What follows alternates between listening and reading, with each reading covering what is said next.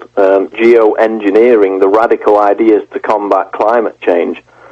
And now they're not just talking about this because they've been doing it, and they've been doing it. They say, oh, we could spray the clouds. Turns out these little buggers have actually been trying to heat things up.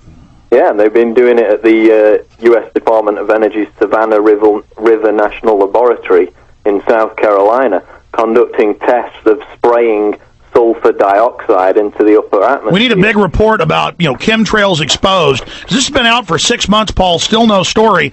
I want a detailed story tomorrow, if you can do it, about how they are chemtrailing, how every major research institute in the world is involved. Yeah, and 20 years ago, we were all being told that the big environmental danger was something called acid rain, which was caused in part by factory and industrial emissions. And Alex, what's the main component of acid rain? Sulfur. Sulfur dioxide. And this is what they're saying they will go up and spray into the upper atmosphere. And aluminum oxide and barium, everything the chemtrail researchers told us. I'm not kidding, folks. Thousands of U.S. universities, Canadian, British, every federal agency, and this is all declassified. They call it high-altitude aerosol spraying. What's the name of the one program? You Google it, and there's like millions of hits.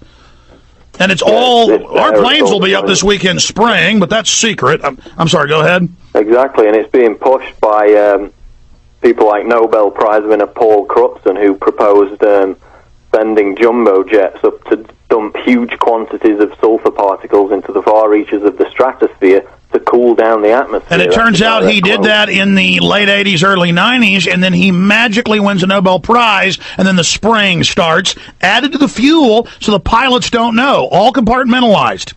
And what are the health effects of exposure to sulfur dioxide?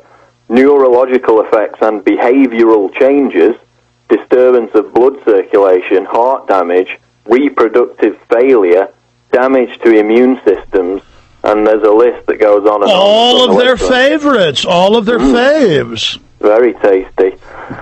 And but it's for the Earth, Paul.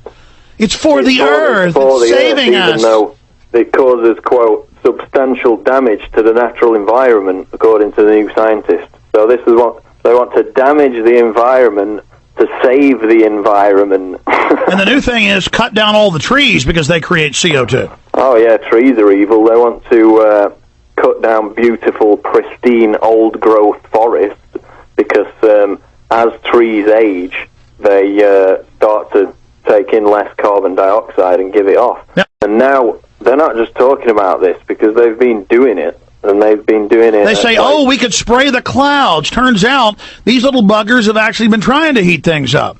Yeah, and they've been doing it at the U.S. Department of Energy's Savannah River National Laboratory in South Carolina. Yeah, we were talking about geoengineering and these radical solutions to solve the problem which doesn't exist. Climate change has happened throughout the eons, whether it's heating or cooling. And humans have had very little to do with it in every case. But now, I wrote an article on Monday, which I had to read it very carefully to make sure that what I was reading was actually true, and it was there in the article. But they're now proposing, and this is out of Stanford University, a guy called Professor Stephen Schneider, at a cost of $100 billion a year to the taxpayer. They're proposing to send out a fleet of spaceships and literally park them between the Earth and the Sun to form a giant artificial cloud to block out the Sun. And this is in the Guardian article that I referenced earlier, Geoengineering, the Radical Ideas to Combat Climate Change.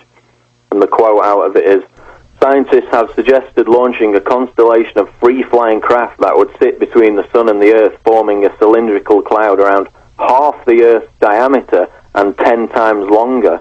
And this, they say, is to block out 2% of sunlight hitting the Earth. But I thought they said the sun, Al Gore said, had nothing to do with heating.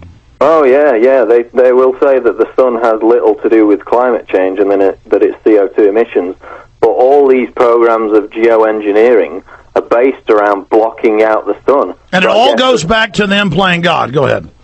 Yeah, so I guess that giant blazing ball of light in the sky has got something to do with climate change. Okay, let's play